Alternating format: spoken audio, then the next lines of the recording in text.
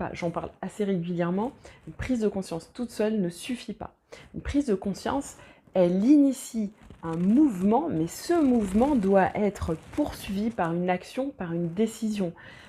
C'est comme un process, quoi. Il faut, la prise de conscience initie un mouvement et ensuite on poursuit, pour la densifier dans la matière, pour lui donner vie dans la matière, on va poursuivre ce mouvement, ce process par, une action, par une prise de décision, peu importe. Si on reste à l'étape de prise de conscience et qu'on va pas plus loin, malheureusement, ça va pas suffire à venir faire réellement bouger les lignes pour nous. Donc ça, c'est important et on l'oublie souvent, on se dit: «Ah chouette, j'ai compris pourquoi, j'étais comme ci, pourquoi je faisais tout le temps ça, pourquoi il se passe ça, j'ai compris quel était l'enseignement, de telle ou telle chose». Et puis on croit que c'est fini. Mais non. Et souvent, ce qui manque justement, c'est l'expérimentation, la pleine expérimentation de cette chose-là